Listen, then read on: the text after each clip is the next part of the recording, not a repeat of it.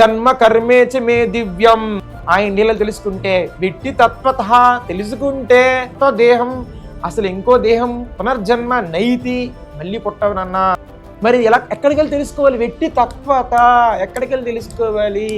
అది క్వశ్చన్. ఇప్పుడు ఏవం పరంపరం ప్రాప్తం, ఎక్కడైతే పరంపర, ఎక్కడైతే బుక్స్ మార్చకుండా కరెక్ట్గా నడుస్తుందో అక్కడికి వెళ్ళి విద్య ప్రణిపాతేన, అక్కడికి వెళ్ళి సేవ చేసుకుంటూ వినాలి. 4వ అధ్యాయం చదివితే ఆ కృష్ణుడు ఏందో అర్థమవుద్ది. 7వ అధ్యాయం చదివితే ఆయన రేంజ్ ఏంటి అర్థమవుతుంది. 9వ అధ్యాయం చదివితే ఆయనకి ఎలాగ సేవ చేయాలో అర్థమవుతుంది. 12వ అధ్యాయం చదివితే భక్తుడికి ఎలా నిలబడాలో తెలుస్తుంది అనమాట. 18వ అధ్యాయం చదివితే పునర్జన్మ లేకుండా ఎలాగ ఉండాలో తెలుస్తుంది అనమాట. 10వ అధ్యాయం చదివితే ఫుడ్ హ్యాబిట్స్ తెలుస్తాయి, శ్రద్ధత్రయ తెలుస్తుంది. ఒక్కొక్క అధ్యాయాన్ని ప్రేమతో భగవంతుని మనకి ఇచ్చారు. శరీరం క్రియేట్ చేసింది భగవంతుడు, అసలు శరీరంలో డిఫరెంట్ పార్ట్స్ పెట్టింది భగవంతుడు. అసలు ఆయన లేకపోతే శరీరమే రాదు. భూమి, నీరు, ఆకాశం, గాలి, మనసు, బుద్ధి, అహంకారం క్రియేట్ చేసింది భగవంతుడు. 7వ అధ్యాయం 4వ శ్లోకం.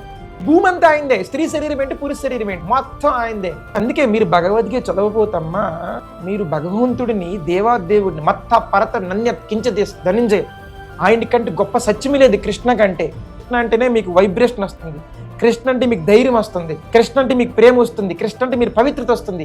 ఈ లక్షణాలు మీలో మేనిఫెస్ట్ అవుతున్నాయి అంటే మీరు సరైన గురువు దగ్గరికి నేర్చుకుంటుంటారు మా భగవంతుడి యొక్క తత్వం.